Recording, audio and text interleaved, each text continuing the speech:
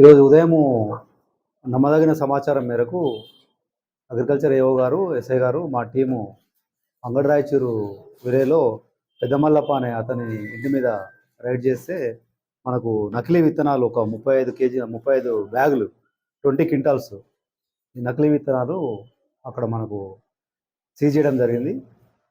దానిపైన ఒక కొండప్ప నాయుడు, వెంకటయ్య అనే ఇద్దరిని అరెస్ట్ చేసి ఆ నకిలీ విత్తనాలని సీజ్ చేయడం జరిగింది.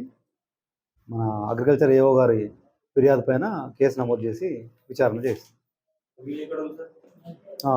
మన కొత్తపల్లి, కొండప్ప నాయుడుదేమో ముదెల్లి, ఈ వెంకటయ్యది కొత్తపల్లి కోస్గి.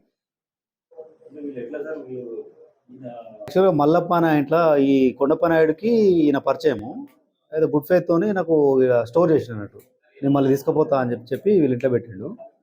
తర్వాతకి వెంకటయ్య వచ్చినప్పుడు నేను చెప్తా, ఎవరికి ఇవ్వాలనో చెప్తే ఆయనకి ఇస్తే ఆయన అమ్మేస్తుంటాడు అని చెప్పని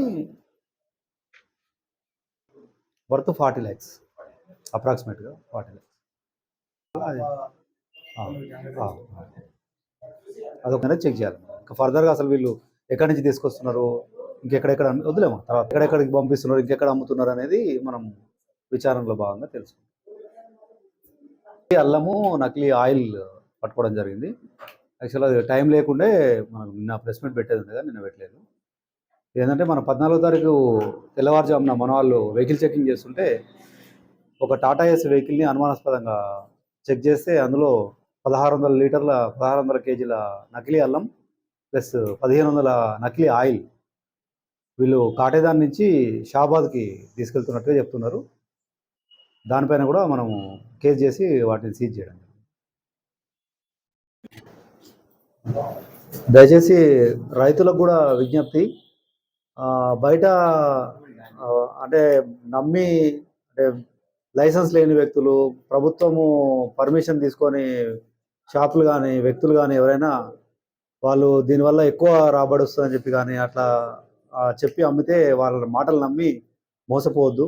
ఎందుకంటే పంట వేసిన తర్వాత ఆ పంట చెట్లులాగా మొలిసి అవన్నీ అయ్యేసరికి 3-4 months పడుతుంది.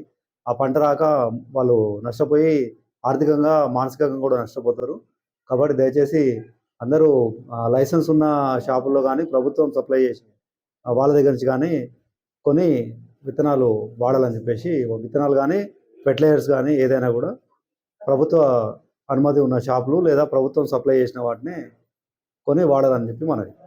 దాంట్లోకి వెళ్ళి మొత్తం దాన్ని ఆ భూమి మళ్ళీ నెక్స్ట్ 10 సంవత్సరాలు ఏం పంట వేసినా పండదిగా, అట్లాంటి విత్తనాలు కూడా ఉంటాయి.